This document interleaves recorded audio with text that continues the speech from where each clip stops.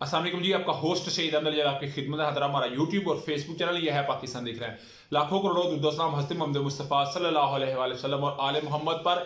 आज जैसे मैंने सुबह के वीलॉग में आपको बता दिया था कि इलेक्शन के हवाले से तो बड़ी पेशरत हुई है, मगर इसी के साथ साथ आज का दिन वर्किंग डे बुध का दिन, और मैंने कल के वीलॉग में बताया था कि पूरा का पूरा हफ्ता बड़ा अहम होने जा रहा है। आज इमरान खान साहब को बुक करने के लिए प्रॉपर तरीके से एक अदालती कार्रवाइयाँ हुई, और इस अदालती कार्रवाई के अंदर कोई उनके ऊपर कोई चलान नहीं था, कोई वो उसके अंदर नामजद नहीं थे। सिर्फ और सिर्फ और ऐसे मामला भी थे, ऐसी भी दरखास्त थी जिसके अंदर वो खुद मुलव्वस भी नहीं थे, मगर मामला बहुत हद तक आगे निकल गया। कारकुन बनी काला तक उधर जमान पार्क तक पहुंच गए।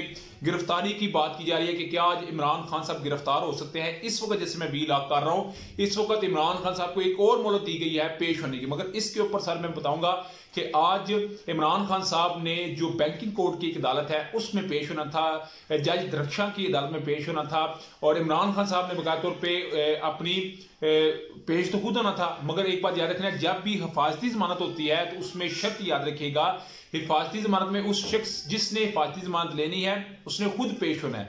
तो वकला ने कहा जी कि वो खुद पेश नहीं हो सकते क्योंकि वो वजीराबाद हमले के बाद इस काबिल नहीं कि वो चल फिर सकते हैं। मगर किसी जगह देख लिया गया कि इमरान खान साहब जमान पार्क के अंदर वाक कर रहे हैं, तो उन्होंने कहा जी जज दरख्शां ने कि उनको पेश करें।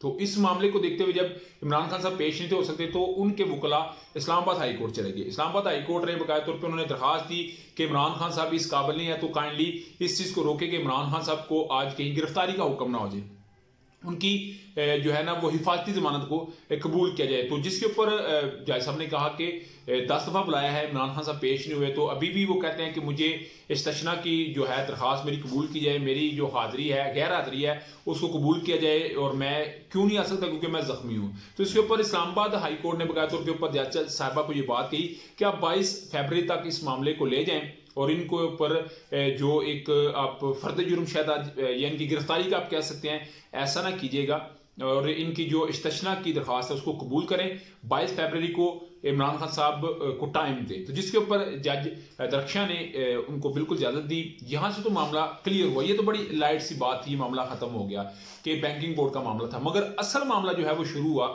इस वक्त जब इंसदाद दहशतगर्दी का एक मुकदमा दर्ज होता है जिसमें इमरान खान साहब खुद मुलव्वस नहीं थे। ये मामला आया था कि इलेक्शन कमीशन के बाहर लोग इकट्ठे होते हैं, पाकिस्तान तहरीक इंसाफ के बाबे बड़ी हुल्लड़बाजी होती है, तकरीरें होती हैं, और इस कदर तकरीरें होती हैं कि एक MN पाकिस्तान तहरीक इंसाफ के उनके साथ एक गार्ड आता है तो गार्ड फायर कर देता है। उस मामले के ऊपर इमरान खान साहब का भी नाम दर्ज हो जाता है, और इंसदाद दहशतगर्दी का पर्चा इमरान खान साहब के ऊपर भी कट जाता है। इमरान खान साहब को आज अदालतों ने बुलाया 3:30 के आप पेश हो, अदालत ने कहा जी, और इस पे आप आके अपना जो है वो बयान दें। तो इमरान खान साहब ने कहा जी मुझे यहाँ से भी इस्तिश्ना की दरख्वास्त दी जाए, यानी कि मुझे जो हिफाजती जमानत है उसको कबूल किया जाए, ये ना हो मैं आऊँ और मुझे गिरफ्तार कर लिया जाए। इस मामले के ऊपर जो जज साहब है उन्होंने फौरी तौर पे इस दरख्वास्त को खारिज कर दिया। उन्होंने कहा जी बिल्कुल मैं इसको तस्लीम नहीं करूंगा, इमरान खान साहब खुद पेश हों।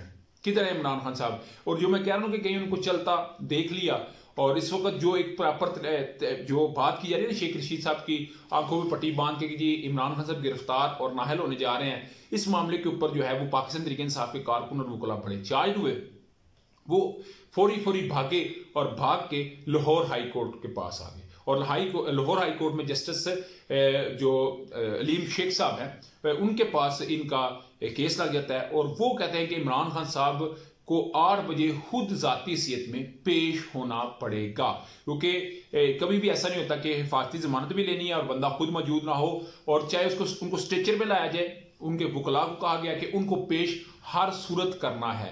और जिसके ऊपर उन्होंने कहा कि देखिए एक जो मेडिकल जो हिफाजत है वो मिलनी चाहिए। मेडिकल हिफाजत तो बहुत सारे लोगों को मिली है, इमरान खान साहब को भी जो मेडिकल यानी कि वो चल नहीं सकते, वो जख्मी हालत में कैसे इधर आ सकते हैं, तो उनको हिफाजती जमानत दी जाए। जिसके ऊपर जज साहब ने ये बात की, जस्टिस साहब ने ये बात की, शेख साहब ने, कि जनाब मैं कल तक आपको इस चीज की लीवरेज दे सकता हूं, आपकी फेवर में ये कर सकता हूं कि कल तक इसको मुलतवी किया जा सकता है, मगर बात यह है कि मुझे वकला बताएं कि कल इमरान खान साहब पेश होंगे या नहीं। तो वकला ने ये बात कही जी ये तो डॉक्टर ही बता सकते हैं कि इमरान खान साहब पेश होंगे या नहीं होंगे। तो जिस पे जज साहब ने कहा फिर बात सीधी है शेख साहब ने, जस्टिस साहब ने, कि उनको चाहे स्ट्रेचर पे लेके आए, लेके लाजमी है। तो 8 बजे की समात थी, मगर इसको आधे घंटे वक्फे से आगे कर दिया गया है।